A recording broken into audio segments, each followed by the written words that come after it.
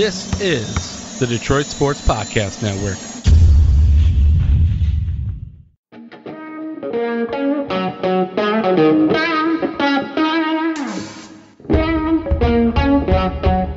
The biggest icon in podcasting.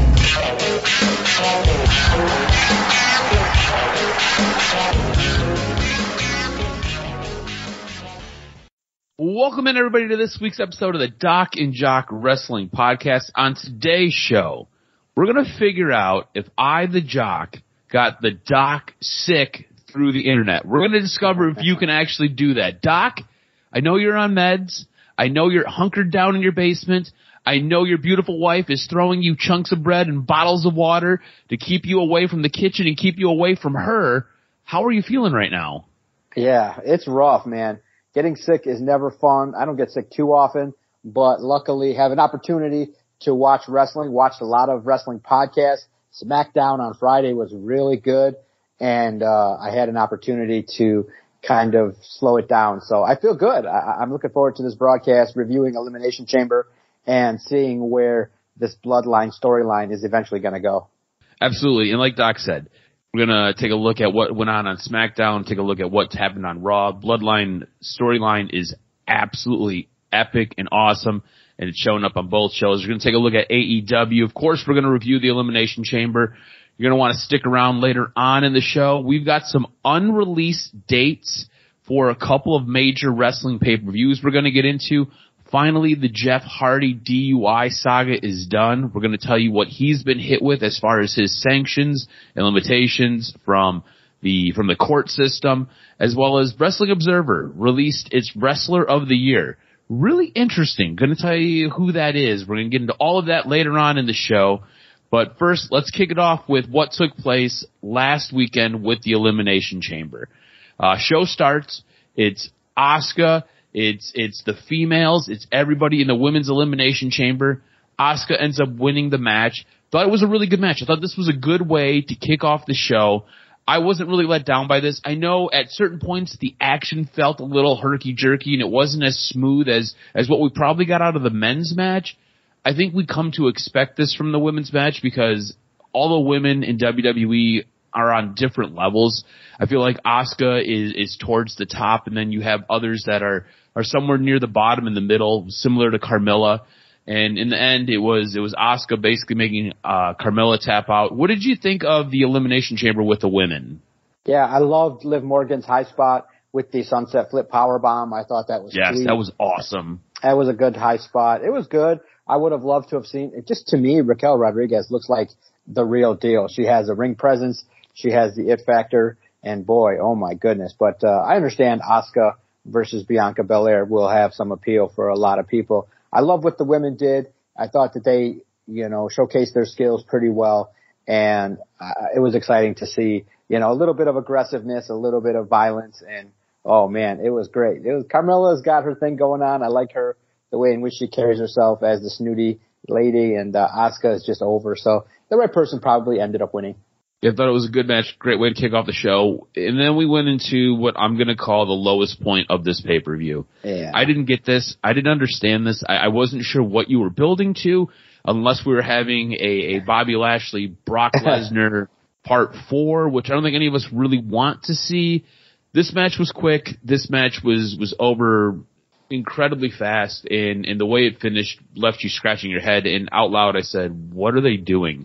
Bobby Lashley ends up winning via DQ when Brock Lesnar kicks him in the nuts.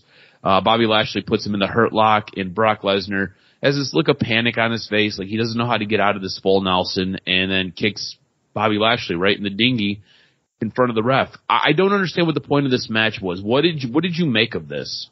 It kind of had the feel of like trying to protect Brock Lesnar, but you and I had talked about it in regards to you needed a way for Bobby Lashley to come out looking strong too. So he gets the hurt lock into into Brock Lesnar, and Brock has to panic and get out. It wasn't satisfactory for anybody involved. Obviously, Brock was trying to get protected, trying to be a badass, but in the end, it didn't satisfy what wrestling fans would have wanted. Yeah, it to me just left you wanting more and left you with more questions than any answers.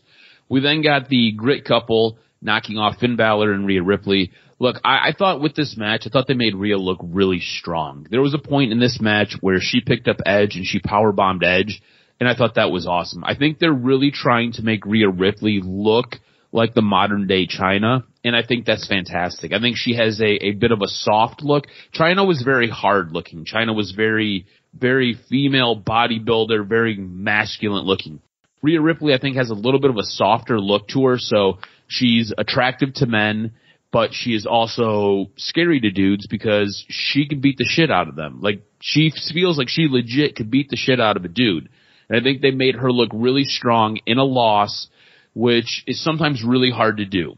Did you have any issues with the way this match played out? Because to me, it feels like we can finally move on from this. At least at this point, it felt like we could finally move on from this and we could let Edge go and do something else. Now, we both know that's not what we're going to get because they came back on Monday Night Raw and there was another follow-up to all of this. And it feels like this story is in a perpetual state of eternity where nobody's going to ever break away from anybody. But I think the main thing that came out of this, and the one thing you did not want to do, is you did not want to make Rhea Ripley look weak or soft. And I think they made her look incredibly tough in this match. Yeah, absolutely. Unfortunately, marred a little bit by a botch. The ref had to count to 1, 2, and there was a little bit of a timing issue on the kick out. So it made it look a little bit less than stellar. But it happens. Look, wrestling is all about timing. And sometimes, you don't get over to get the pinning attempt or you don't get the kick out done in exactly the right way. But the match was good. I thought the right team went over. And Beth, I think what has come from Beth Phoenix being involved is you're starting to see her get the respect that she deserves as well as a badass wrestler.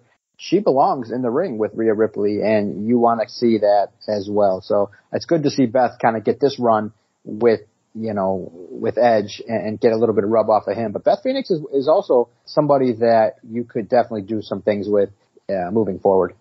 Yeah, it'll be interesting to see how they utilize Beth Phoenix going forward. I'm assuming that she'll have some role in WrestleMania. There was an interview done with her where she said she felt a little uncomfortable, a little bit out of place in the ring, and she felt like she had knocked some of that ring rust off. I didn't really see any of the ring rust. I thought she looked great. So it'll be interesting to see what they do end up doing with her. Now, I thought the men's elimination chamber match is what we got next, and I thought it was absolutely fantastic. Austin Theory ends up winning this match, and I thought all the gentlemen in this match looked stronger coming out of it than they did going into it. And that is hard to do when you've got 6 different competitors. All of them are great at doing different things. Everybody in this match got to get their work in, and they all looked awesome. I thought Montez Ford came out looking like a mega star after this match. He was so fluid, so I'm going to call it pop-tacular. I'm making up a word here. He was able to just explode at certain points in this match and just do different flips, do different moves and maneuvers. I thought he looked absolutely great. I thought Montez Ford came out looking like a major star in a loss in this match, and I thought this match was absolutely fantastic. What did you think of the men's elimination chamber match? Yeah, I love the surprise with Logan Paul. I think that setting up the feud by costing Seth Rollins another opportunity was great, and he just has great timing. It's impeccable. It's great to see how you use a character that's part-time to potentially move a storyline along. Is it just me, or everything that Logan Paul does is awesome? Like, it is awesome. The curb stomp that he delivered, like you said, it looked fluid. It was timed perfect. When he made his move into the ring, a lot of times, like, I don't think people realize, sometimes getting into the ring, like stepping through the ropes, is sometimes awkward. He has no problem stepping into the ring and then just exploding for a maneuver. That's not his regular move. It's Seth Rollins' regular move, and he does it almost better than Seth Rollins. This is really hard to do. This dude has generational talent all over him. He is unreal. Every time he steps in the ring, you're never like, man, that was disappointing. Every time he steps in the ring, you're always like, oh my God, I can't believe that guy did that. He's not here regularly. Just awesome. Absolutely incredible. Now, for me, it does beg the question, does Seth Rollins really need to be in a feud with Logan Paul? I think Logan Paul will obviously get a lot more benefit out of this feud than Seth Rollins will. I just see Seth as really the top of the line kind of guy, along the lines with Austin Theory, along the lines with Kevin Owens and Sami Zayn. He's one of the top dudes. It does feel like a little bit of a step back, but when you have a Logan Paul, there's an opportunity with this feud, if it's told right, with the story, that it's going to be great. It's going to be a great match. I would presume that Seth Rollins is going to go over, but you're guaranteed to get a nice, awesome high spot at WrestleMania. That's for sure. Yeah, this was a fantastic build for a lot of these guys, and it, like you said, it lays the groundwork for what should be a really interesting match at WrestleMania. We'll have to wait and see.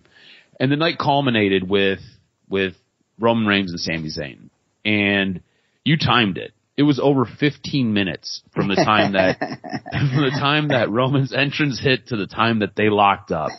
This match had a ton of potential to it. And going into it, you and I both believe that Sami Zayn did not have a snowball's chance in hell of winning this. I will tell you this much. As this match continued on, I was on the edge of my seat and I was cheering at the near falls for Sami Zayn. Yes. They got me to believe. And if you can get me to believe that you have a chance at winning a match, you're doing your job. And that was awesome. That being said, I did have a few issues with this match. I had issues with, I don't like ref bumps. I think ref bumps are obnoxious. Yeah. And if you do them, they have to be done right and they have to be well timed. I thought the ref bumps here were not very good. I thought Jimmy coming in, interfering, delivering super kick after super kick after super kick to Sami Zayn, then covering Sami Zayn only for another ref who witnessed it to come out and then count. Like that doesn't make sense to me. And then for Jimmy to be allowed to hang out at ringside after the ref watched all of this just didn't make sense to me. Like the way that this was done, there were parts of this match that I was totally engrossed in. Then there were parts of this match that totally took me out of it because I'm like, you should be disqualified. You should be kicked out. He should not be counting. Like, what are we doing here? There were parts that just did not make sense to me. Parts that I absolutely loved, though, was, like I said, they got me hooked. It got me to believe that Sami Zayn was going to beat Roman Reigns. And going into it, I knew he wasn't going to. If I was to put money on it, if I was to bet on FanDuel, I would have bet Roman Reigns 100 times out of 100. And they still, at moments, had me cheering for Sami Zayn. I also like the fact that Jey Uso is still in play in this. There was a way to work him into the story, and he is still in play. Him having doubts when handed the chair to go hit Sami Zayn, thought it was a fantastic touch. I did not necessarily like Sami Zayn taking him out, but I think it plays into a bigger story. I think the overall storyline with the Bloodline, and it not ending at Elimination Chamber, was incredible. I thought the way that they left a couple of loose ends, so you can tie this up and you can wrap this up probably at WrestleMania. I thought this was awesome storytelling. I thought this was fantastic. What did you make of this main event? Because I thought it was great. The crowd obviously became part of the story. They were into it. They loved it. It was, it stinks because it had to feel that if Sammy would have won, it would have been one of the most popular championship wins of all time. The crowd would have went apeshit. The part that I didn't like was if you're going to have Kevin Owens come out for the pop, which is fine, I get it. Why is he coming out after the ref bumps? At the very end, yeah. Like, that was something else that bothered me. Yeah, that bothered everybody because you should have just had it where, okay, the refs are out of the way, Kevin Owens comes out to help. What was I know that they explained it like he just wanted to save Sami Zayn from getting an ass kicking, and it was kind of tied up further on Raw, but in the end, you could have told that very differently. You could have had Kevin just come out, even the odds, and go back and forth a little bit. It could have just been done a lot better. But also give credit to Roman Reigns. Man puts in work when the opportunity presents itself. You know how tough that is to be in a match where the entire crowd wants you to lose, and the entire crowd is chanting "F you, Roman," and you got to be in there. He handled it perfectly, flawlessly. Paul Heyman on the outside was just all into the match with his facial expressions. It was one of the 5-star matches of the year, and it was nice to see. I just, it sucks because, when you watch the post-match presser, you could tell that Sammy's disappointed. Like, he knows, like, when's the company going to give me the chance to have my moment? You know, I kind of was the afterthought in the Bloodline story as just one of, in the end, of course, there's beautiful, masterful storytelling, but history will remember that Sami Zayn was just another one of the list of the people that Roman Reigns had to go through. I just thought it would have been perfect. Like, I know it just makes it challenging too, because I think that Sami Zayn it's just as over as Cody Rhodes. So that's credit to Sami Zayn for the work that he did all weekend. One of the great pops was on SmackDown the night before the pay-per-view. So it was just a special, special time for Sami Zayn. You just wish that maybe, you know, when he said, my story's not over, you hope that he does get a moment, because the man has put in work and he's done a lot of good things for the company. When you look at the ratings, when the Bloodline segment comes on SmackDown, like nearly 500,000 people tune in. Yeah. They jump on. It's a pull, man. Like he draws numbers. Yes. So I'm happy that he got his opportunity in Montreal. Few performers get that opportunity. Yep, absolutely. And you're right. If he would have won, it would have been one of those magical moments. It would have been one of those things that I like. This is kind of the way I describe stuff, and might seem silly, but if you can pull me to tears, right? If you can elicit that type of emotion out of me, you're doing something right. Sami Zayn would have won in Montreal. Oh, I'd have lost it. I would have been all over for me. With calling the card, I get the point. Continue kind of right where we left off last season. I picked the 2 Elimination Chambers correctly. So because of that, I'll take a 1-0 lead. But the Elimination Chamber, which was fantastic, bled over into Monday Night Raw and bled over into Friday Night SmackDown. And we opened Monday Night Raw up with what I'm going to call a slow build for Sami and Kevin Owens coming together to eventually take down the Bloodline. Do you like this? Do you like the fact that Sami comes to the ring, calls Kevin Owens out, and says, look, there is nothing I can say to you. I did so many awful things to you. There is nothing I can say or do to repair what I've messed up. But I want you to know anyways, I'm sorry, and I need you to help me take down the Bloodline. And Kevin Owens basically says, I didn't come out for you on Saturday night. I came out because I hate the Bloodline. And if you need help taking the Bloodline down, you should maybe go call Jay, and turns his back on Sami Zayn. Do you like this slow build? Do you like the direction that this is heading in? Because when we get to what took place on SmackDown, I'm loving all of this. Yeah. Yeah, what it is, it's furthering the bond and the revisiting of the relationship between Sami and the Usos. You know, obviously they've planted, you know, the Bloodline feud is more than just Roman Reigns and Sami Zayn. There was a deep connection, at least portrayed a deep connection from Sami Zayn with the Usos. So they're playing off of that. I thought that was actually pretty smart to have Kevin Owens say that. He removes himself and maybe allows himself an opportunity for bigger things. And it makes sense storyline wise. Like, okay, I helped you out, but you know what? You got your own thing to kind of figure out. Go figure it out from your crew. And Sami's trying to try and, you know, it seems a little bit futile, like it's not going to work, but at least they're keeping it open. And that's what's intriguing is they're opening up questions like, what are the Usos going to do? Are they going to recognize what Sami Zayn is saying, or are they going to just be loyal? So I think that the Sami Zayn kind of angle with this now is what involvement is he going to have with the Bloodline moving forward, and what will be the nature of the relationship with the Usos. So they've done it masterfully by keeping the storyline open. And what they've also done this week on Monday Night Raw is they basically confirmed Sami Zayn will not be involved in the main event at WrestleMania. Right. We end up having a promo between Cody and Paul Heyman, and I believe Paul Heyman was pre-taped, and Cody had to kind of roll off of that. WWE finds themselves in a bit of a weird spot where Sami Zayn is so hot right now, but they really want this Cody Rhodes, they really want this Roman Reigns WrestleMania main event to happen.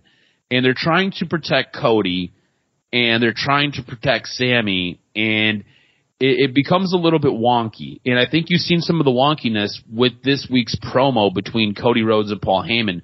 I don't believe this promo stacked up to the previous 2 weeks. I think the previous 2 weeks, if you really had to rank everything, it was the one that happened 2 weeks ago. It was the one then that happened the following week, and then it was this one at number 3. I felt like this promo came off really flat. There's talks that this promo was cut short, so the crowd didn't have a chance to say what or really shit all over it because we're coming off of everything that just took place with Sami Zayn. What do you think about the situation that WWE is in, trying to protect Cody Rhodes, trying to protect Sami Zayn, and what do you think about this promo that we got this week? Yeah, I didn't like the premise where Paul Heyman says you would have to be on the road for 350 days a year. You won't be around your family. Are you kidding me? Cody Rhodes is a professional wrestler for 20 years. I think he'll be more than fine to handle it. I think that they're trying on top of all of that, Roman Reigns takes off multiple shows all the time. Exactly. So it didn't make logical sense. It was kind of silly. It was not one of their best, yeah. But obviously they're making it personal. I think that probably not the best way to really bring up Brandy and saying, okay, I'll be there to comfort her while you're out on the road. It didn't need to be done that way. I just think that I would have liked to continue to say, hey, we don't think you're good enough to handle it. You're not on Roman's level. You're just one of those, you're next on the list. And actually this one, because it was in Canada, you could have just took it off. You didn't need to have a segment with Cody Rhodes and Paul Heyman this week. You could have just had, Cody come on and just talk and credit Sammy, get a little cheap pop and move it forward. Yeah, I agree with you. There were 1,001 other things you could have did, especially because of where it was at.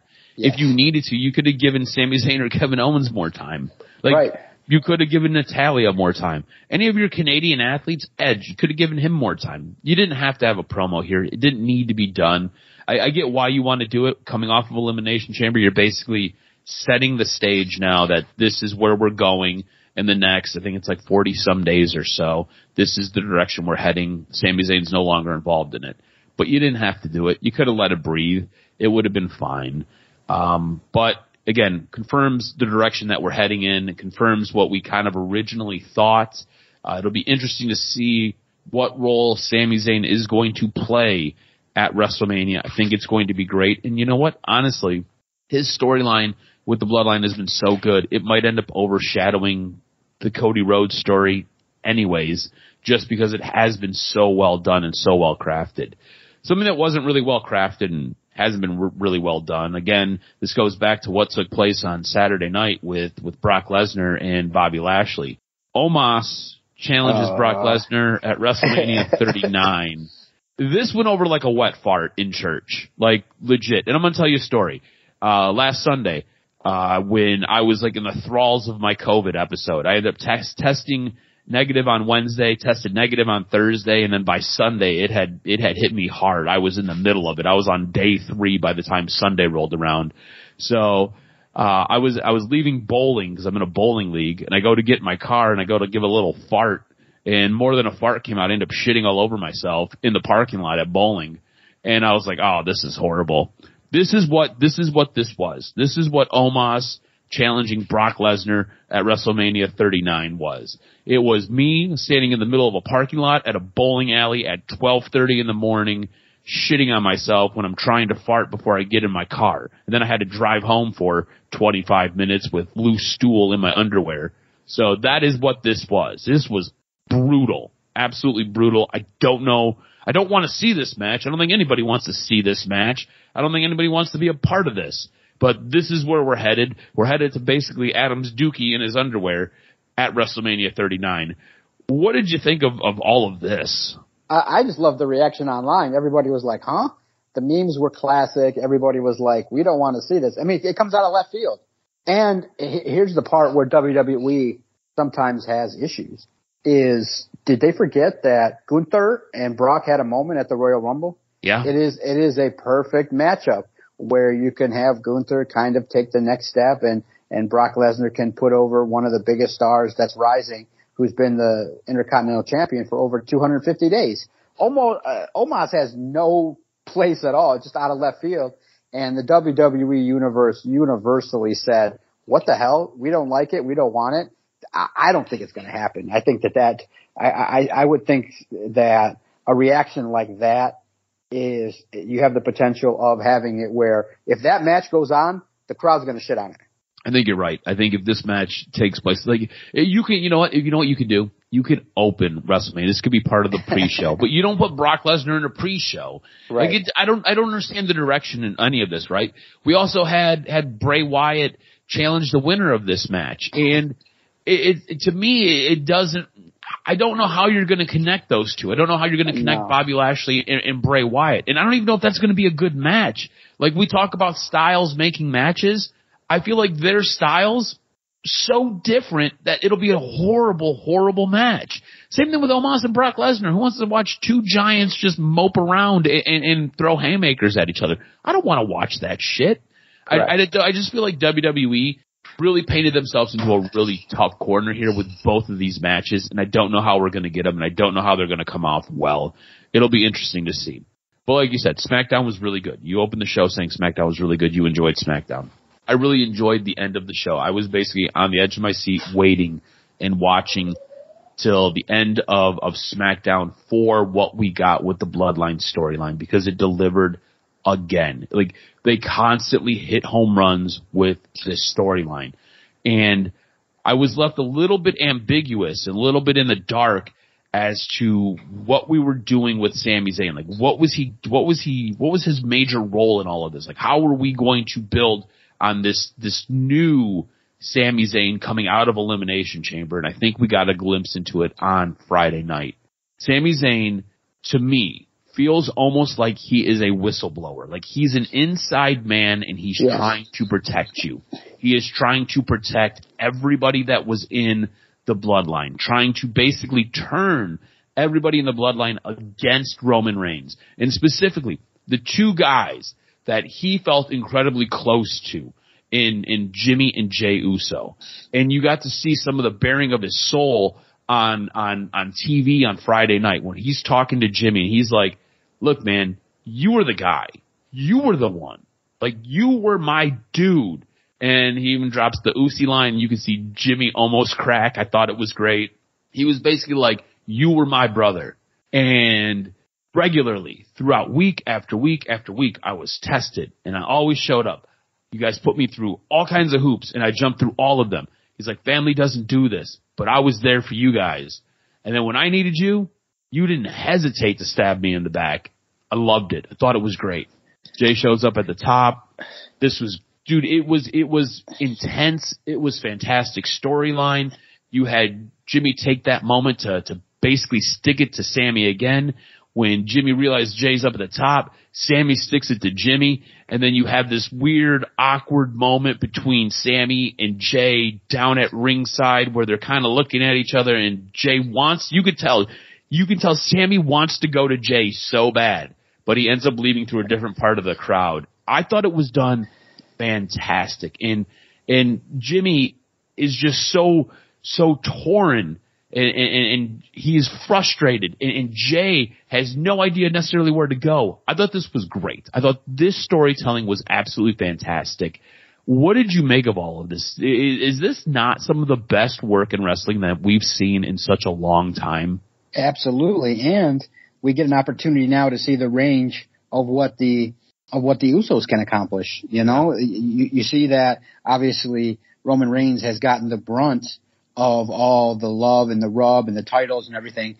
But you got to look at it too, that potentially the Usos have to take a lot of credit too in the Bloodline storyline for their involvement, for their antagonist views, and the manner in which there is a little bit of a question as to where their story lies. And that's what makes compelling stories is you know that the Usos are torn. You know that they're not 100% against Sammy, but you also know that they have to respect family. Jay said it. Jimmy said it. He said, look, this is what family does. You know, family sticks together. And you have that kind of tie of like, hey, you know, we're part of the Bloodline. We roll with Roman Reigns. He's done a lot for us. You know, look, we've been tag team champions for a couple of years now. So we have some loyalties as well. So loyalty is to family versus friendship. It's a simple story, but can be peeled back with a lot of layers. And it was just beautifully done. They're getting the top work, and it's just nice to see that in wrestling, to see that 500,000 people show up at 9:45 just to come find your story to move it forward. That's a little bit unheard of. SmackDown has been getting 2 million viewers on the regular here for the better part of the last couple of weeks heading into Elimination Chamber. So it's resonated, and that's all you can ask for with the story. And I want everybody to remember where this placed in the card on SmackDown. This was at the very, very end of the show. You're drawing people, like John said, at 9:45 at night.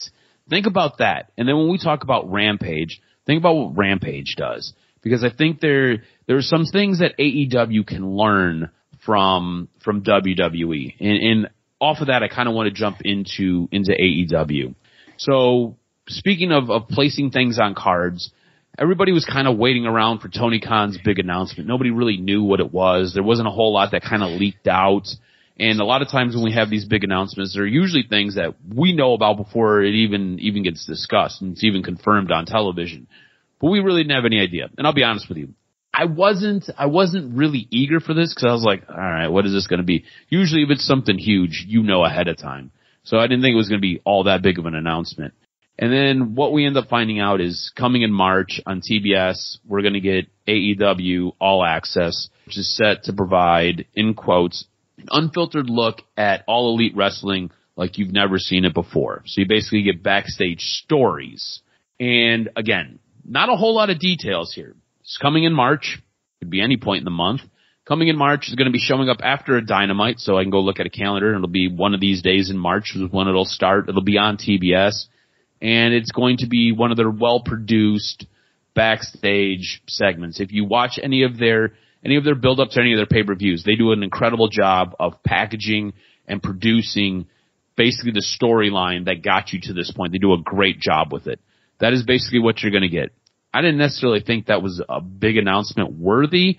What did you think about Tony Khan's big announcement? And I use finger quotes when I say big announcement. Well, it was, when you look at semantics, it was an important announcement. But I think that Tony Khan does them so often that this one probably could have been tweeted, could have been sent out. It didn't need to take up TV time and things like that. It didn't play well online because, you know, you've set it up in the past where you've talked about programming, you've talked about potential signings or things like that. This one, probably among the worst of the important announcements. I don't really care about an all access feature show. That's fine. But in the end, I'm just waiting for, I would say, from the time that Cody had the angle with his brother, there hasn't been a resonating story that kind of draws you into that level. Bro, and I'm so glad you went there. So their storytelling is not that good anymore. Dude, you are so right. I was telling Alyssa the same exact thing yesterday. I was talking about AEW and I was just frustrated with where the product has been, and I went to that story. I went to that specific story because I remember when All Out happened. It was like before Tony Khan was even involved. That was just the Elite, and that was Cody Rhodes and some indie dudes putting on a show. And they put together a spectacular story. That story sucked you in. I remember watching that entire match with tears in my eyes because it was so well done. It was so freaking good. And you're right. They've not been able to live up to anything. And it really does feel like Tony Khan is in over his head when it comes to booking. You sent me a tweet the other day that was from Ric Flair that says basically Tony Khan should step down as the booker. And I agree 100%. I don't feel like he does a good job storytelling. I feel like he ends up marking out for certain guys, and those guys get a ton of stories, and those guys get put in weird spots, and then it's kind of whatever those guys need to basically make them look good. It doesn't necessarily work out. Here's a perfect example. Watching Rampage on Friday night. You have the Young Bucks taking on Aussie Open. At no point did I think Aussie Open was winning that match. Right. At no point. You knew the Young Bucks were going to win. Because anybody who comes in from the outside, from an outside wrestling organization who's not signed by AEW, isn't beating an AEW wrestler. That's number one. Two, look at where the Young Bucks are placed on the card. So you're not beating the Young Bucks. Like, you don't give us realistic storylines. There's nothing here. You just give us matches. I don't necessarily need matches. I need stories. That's what I show up for, is for stories. Why do you think I watch an entire episode of SmackDown? So I can get to the final 15 minutes so I can continue a story that has had me hooked for almost 2.5 years. That is why I show up. I don't show up for big announcements that are basically me shitting on myself in a bowling parking lot. Don't need those. And you're right. They have not met the same storytelling that they had when Cody Rhodes took on Dustin Rhodes in an epic story. You are absolutely right. I'm sorry. I did not mean to cut you off and derail you. No, it's true. It's so true because that was the height of why I think Cody left was he realized, okay, maybe this is now turning into a little bit more of a production. Of a production-based thing. Exactly. This is why he left. There's like, we're not telling stories, and I could go to WWE and get the best stories with the best producers, and it's going to resonate. Whereas potentially in AEW is just going to be the next segment that takes place. So it's a vast difference, and it's getting repetitive. Like, okay, how many times is Jon Moxley going to cut himself every single week? And then the women's division, you're giving them 4-minute matches that are horrible. It basically, you could cut all the women on that roster, and I don't think anybody would miss any of them. Yeah, I mean, Britt Baker's like the only one that right now is worth saving. Britt Baker's like the only draw. Right. And look, I like Jamie Hayter, but you could do away with her. I think Britt Baker is a draw. I think she is interesting. But everybody else, you don't package anybody. You don't give us anybody. How many times are you going to throw Sky Blue out there to lose? Do you know what I'm saying? Like, anytime I see a Sky Blue match, I'm like, man, she's going to take another L. This sucks. You know? Like, you could do something with her. You could help get her over, but you don't. You just feed her to other wrestlers. It doesn't make sense. Willow Nightingale had one of the most organic pops in all of AEW. She came on the scene, everybody was into her, and you gave her 2 wins, and you were like, all right, cool, we maybe have a little something here with Willow Nightingale. And where is she now? She's losing, and she's getting spray painted. Like, this is like the NWO, 20 years ago? Like, what the hell are we doing here? Doesn't make any sense to me. And to go back to what you were saying, I think AEW does have a blood problem here. Because how many times are we going to see Jon Moxley cut himself? Like, this match against Evil Uno got busted open, all right? And it was gory and it was graphic and there was blood squirting through his mask. And it was kind of a cool visual. But at the very end, you're like, okay, cool. I'm looking at the clock. I'm like, there's no way John's not going to bleed on this show. This is cool. Like, John hasn't not bled on TV in, I don't know, it's felt like 26 weeks. So I'm like, this is cool. Somehow, he figures out a way to cut himself and bleed all over the place in the final 34 seconds of the show. And I'm like, you didn't have to cut yourself. You didn't have to bleed. This is the thing. This goes back to what me and you believe, and this goes back to what you and me, how we were brought up. Blood is there for a reason. Blood is important. Bleeding and blading is fine, okay? But it has to continue a story, or it has to be part of the story. It just can't be the gimmick.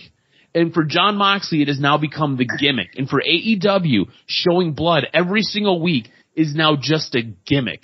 It has desensitized what you're doing. It has ruined your storytelling ability because you can no longer take it to that new height. When you had Bret Hart and you had Stone Cold Steve Austin in a match and they were going to town on each other and Bret's got him in a sharpshooter and Steve is bleeding all over the place. It took that story to a new level. And you made 2 separate stars and you flipped their roles on the card. It was such a monumental story that 20-some years later, you and I still talk about it. We still have visions of it. We still have memories of it because of how it was told and how it was sold and how it was done. Jon Moxley, sitting in the middle of a ring blading on a random Wednesday, does nothing for anybody. Doesn't do anything for your storytelling. Jon Moxley bleeding the final 34 seconds of a match does nothing for anybody. Like, I don't know where we're going with any of this. Like, I don't need to see you bleed all over the place. Like, at this point, you better have your hepatitis shots because Jon Moxley's going to give you something. I just don't understand. I don't think you have to bleed as much as you do. There's like, use it at the appropriate time. And I don't feel like AEW does that. Again, bad booking. There's a lot of problems here with a lot of the booking that we get on AEW television. And it is incredibly frustrating to watch. And Jon Moxley cutting himself in the final moments of a show that didn't lead to anything kind of tells you where it's at. Like, you don't have to do that all the time. You and I both grew up on ECW. ECW was incredibly violent, right? ECW was crazy. Like, they did silly shit. There was a lot of blood. I remember watching seeing the video of the train wreck storyline with New Jack, where he ends up cutting the 17-year-old kid, and he ends up cutting like 3 arteries in the kid's head, and the kid almost died in the middle of the ring. Like, I remember watching that. Like, you don't need that type of blood and that type of gore. You don't have to have that stuff, you know? And you and I have watched different death matches, and we've watched different things from China that are incredibly bloody like that. You don't need those things on your television every single week. I think there is a place for them, and I think they do add to storytelling, but not every week, because every week it just kind of becomes, all right, well, it's like John Sweat. You know he's going to sweat. He's just bleeding red. That's all. He's just sweating red. It's no big deal. To me, it just kind of takes away from the storyline. Do you feel like the usage of blood in AEW has been overdone and ratcheted up? Scale only goes to 10, but they're on a 15. Well, here's the thing. It's like, okay, if you want to be an alternative to WWE, you want to be the art of professional wrestling, blood is the indicativeness of violence and realness, and I get it. But there is such a thing with an audience in 2023 of the law of diminishing return. If you're doing the same thing over and over and over again, you know, look at Chris Jericho, what's made him have a 30-year career. He's evolved. And that was the moment of the week where he just grabs a pen with Ricky Starks. Yep. Yeah, and he clicked it, and everybody understood. Everybody popped. Exactly. Everybody understood what that was. So the idea is, with doing the same gimmick over and over and over again. So obviously Jon Moxley, we don't know if he's a face, a heel. It's different in that he's kind of just having matches with dudes and being ultra aggressive. That's his gimmick. I get it. But there needs to also be some level of storytelling with it, like, you know, some doubt or some belief that he's the baddest dude on the planet. You got to kind of remind the audience what you're about. So I just think that AEW has not been doing a good enough job of telling stories with vignettes or of explaining what they're trying to do with these characters. I agree with you. It's been really, really frustrating. The one thing I will say that was a huge highlight from this week was MJF's ability to cut a promo. Yes. MJF's ability to weave his real life into a story and weave it into a reason why he hates you. Again, I wasn't really necessarily sure where we've been going with this Bryan Danielson MJF story. Like, I get that William Regal was the initial catalyst of all of it, and we both agreed that it was hastily done and it was poorly done. But I kind of forgot about that, you know? And they make subtle references to it, and you're like, oh yeah, that's part of the deal. But MJF's ability to take something in his real life, him proposing to his girlfriend a few weeks ago, maybe a month and a half ago, and her basically leaving him a few weeks ago, him working that into a storyline with Bryan Danielson and basically telling Bryan Danielson that you put wrestling above your family, and I hate that because that is what I want. Like, him being able to do that and turn something and then use it is masterful. MJF on a microphone is absolutely fantastic. And I know some people don't like a lot of his stuff and a lot of people don't like his shtick. I think MJF is a 5-tool player. I think the guy can wrestle in the ring. I think the guy can cut a fantastic promo. You can tell, if you follow him on Twitter, you can tell he puts the work in inside the gym. I think MJF is absolutely great, and I think his promo this week was absolutely fantastic. When he came out, I was like, where are we going with this? And he took me on a ride, and I enjoyed the ride. I thought it was great. What did you think of MJF's promo this week?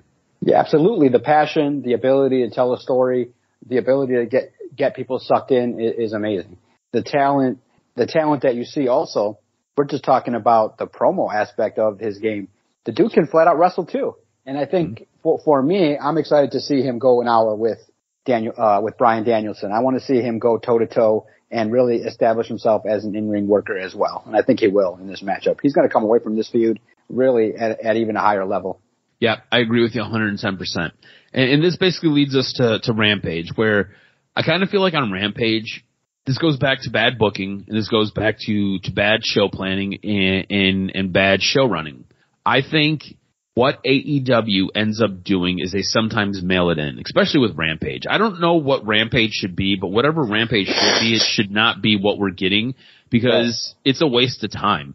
I sent you the rundown before Rampage even ended because I didn't care anymore. I was over it. I was frustrated with watching the show. I think we had 25 minutes left, and I sent you the rundown, and I was like, this is what we're going to end up talking about because this is it. To me, it feels like they end up mailing stuff in. So you advertise the House of Black basically challenging or addressing the Elite. And you basically have talked about this all throughout Dynamite. You had a House of Black segment that was well done, and it's supposed to get you to buy into Rampage. So I'm going to Rampage, and I want to see that. You put that as part of your very first segment of the show. Okay, so bad booking because you should have put that at the very last segment.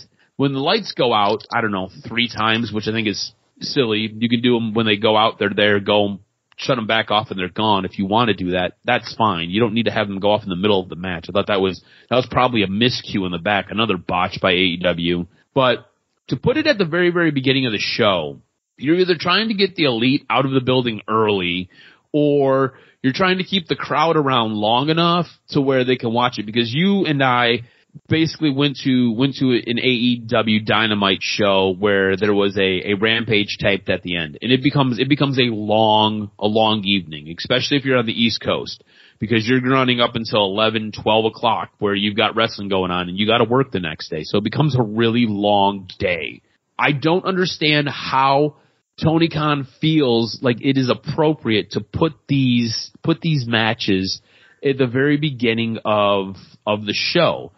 You should put this towards the back end of the show, have this be the payoff to the show, have people stick around. Like I said, I was ready to shut Rampage off 25 minutes in, and I was like, all right, I'm good. I got basically what I needed because you gave it to me in the very, very beginning. Right. This is part of why Rampage sucks. There is zero build, there was zero pacing, and the show just kind of feels like it is just stuff that is just thrown at you.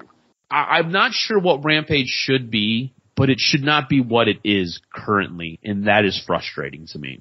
Yeah, it could be better. Maybe when they start doing live shows, maybe it'll be live.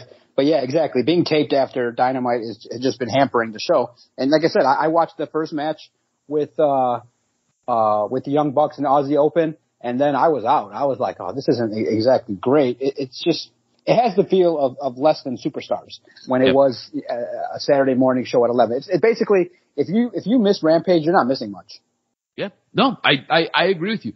I don't think it needs to be appointment viewing at all. Even what we got with House of Black and the Elite left you wanting more, right? Like you felt like you didn't get what you showed up for. You had the Elite have a match, and then at the end they're in the ring, and you're like, all right, cool. When are the lights going to go off? Because you already shut them off halfway through this match. Right. The lights go off, and like they surround the ring, and you're like, all right, cool. Is somebody going to say something? And the lights go back off, and they disappear. And you're like, what the hell was the point of that? Like, you basically already challenged them in your promo that we got on Wednesday. We don't need you to show up and look at them on Friday. Like, the hell are we doing? I don't know. To me, it was incredibly frustrating, and I was very, very upset. And look, to me, it's really weird to look at where we're at with the state of wrestling. If you go back 2 years ago, everybody wanted to leave WWE to go to AEW. Now we're here where it really feels like AEW is struggling to find its foothold again, and it seems like everybody wants to go back to WWE. Yeah. You messaged me yesterday. I was at dinner, and you messaged me. You were listening to the FTR podcast, and you're like, I believe FTR is going to WWE. And I was like, yeah, I believe that too. I believe that they're incredibly frustrated with Tony Khan's booking and his outlook on wrestling, because I don't think it's very good. Just because you've got money and just because you have the ability to do something doesn't necessarily mean you should be the one doing it. You should be the guy writing the checks, not necessarily the one booking the show, because you're not a wrestling guy. Just because you watched it with your dad for 30-some-odd years doesn't mean you know what you're doing.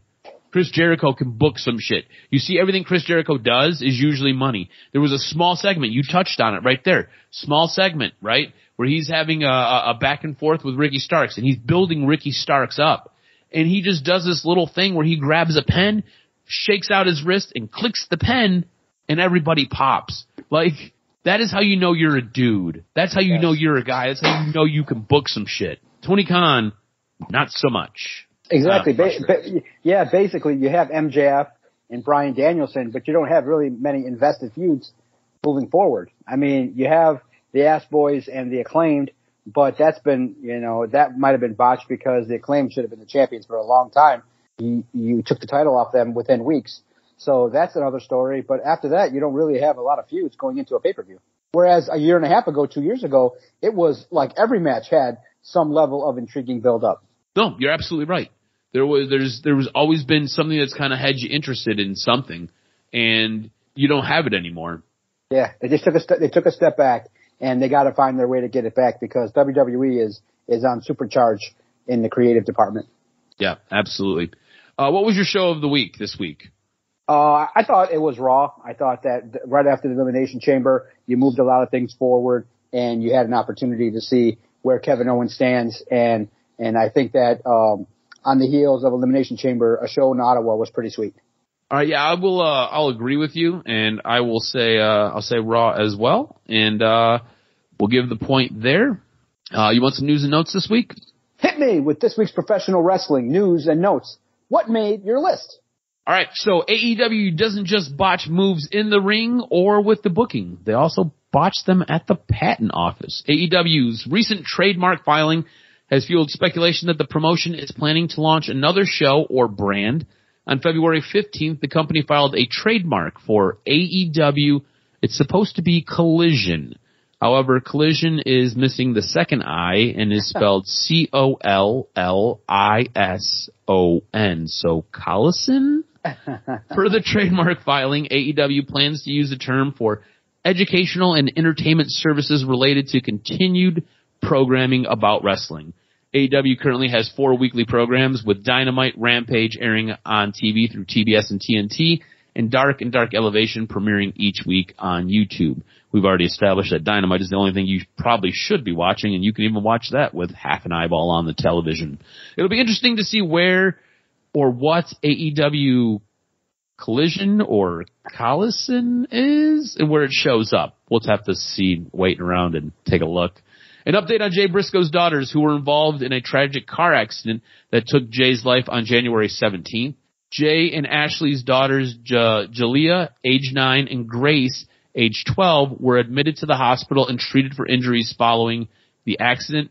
Jalea was officially released from the hospital on February 2nd, but Grace remained there and was moved to a rehab floor of the hospital so that she could focus more on physical therapy towards regaining use of her legs.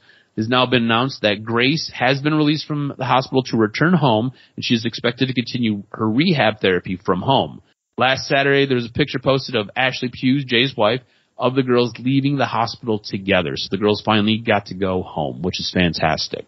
How about some upcoming pay-per-view dates? So some of this stuff hasn't been released yet, but these are pulled from cable provider Spectrum TV as advertised events. So we know about AEW Revolution taking place on March 5th.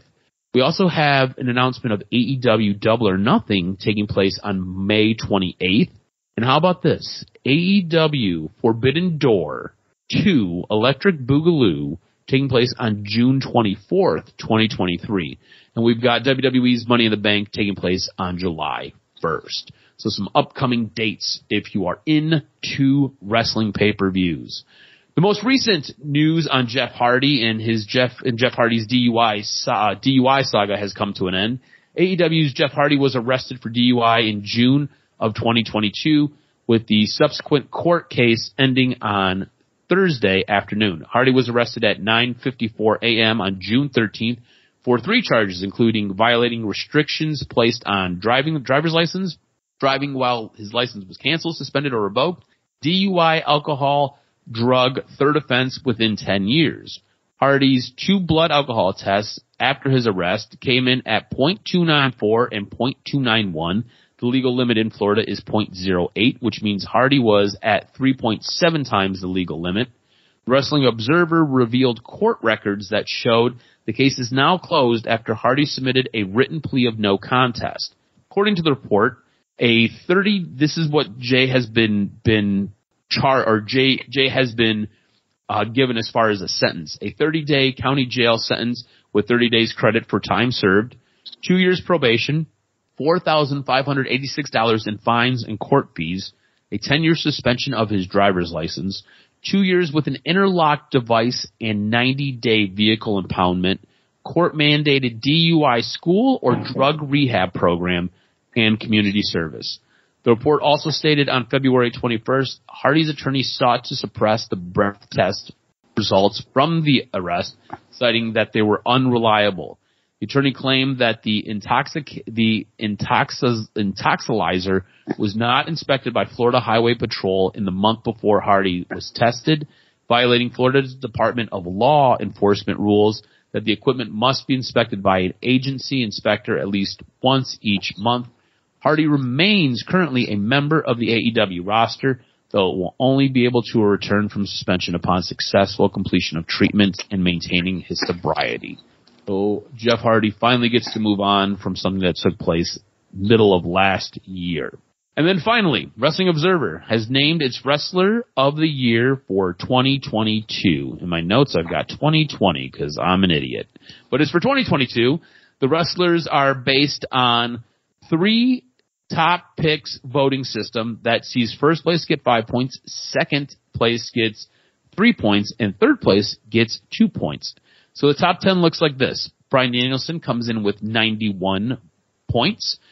Julia comes in with 199 points with 17 first place votes. CM Punk comes in at 8 with 203 points and 19 first place votes. MJF comes in at 325 with 20 first place votes. My dude, the guy who I think is the GOAT, Chris Jericho, comes in at number 6 with 439 points and 37 first place votes. Suri comes in at 5 with 551 points and 34 first place votes. Kazuchika Okada comes in at 4 with 679 points and 39 first place votes. The guy who we are a huge fan of, Will Ospreay, takes the third place with 1,598 points and 105 first place votes. Roman Reigns, I don't think it's a surprise. I figured he was going to either be number 1 or number 2. Comes in at number 2 with 2,216 points and 232 first place votes. Drum roll, please. And your number 1 Wrestler of the Year per Wrestling Observer is Jon Moxley, coming in with 3,101 points, 498 first place votes. Honorable mention went to Sami Zayn, who just missed the top 10 with 89 votes. Last year's winner was Kenny Omega. That's going to do it for this week's wrestling news and notes. Make sure you follow Adam on Twitter at AdamRSTROZ. Follow the network at Detroit Podcast. Make sure that anywhere you listen to your favorite audio broadcast, you type in Detroit Sports Podcast, and you hit that subscribe button, and our content will find you. Definitely feel free to hit us up if you've agreed or disagreed with anything that we've said. If you're an AEW honk and you feel like that we're being a little bit too harsh, let us know. Love it. Love the banter with the supporters on Twitter at Detroit Podcast. Can't wait. Next week will be another big week as we see the progression of all the feuds in WWE headed toward WrestleMania, and we see how AEW rebounds after a so-so week. Cause I can't wait for next week when we hit up and record the next episode of the Doc and Jock Wrestling Podcast.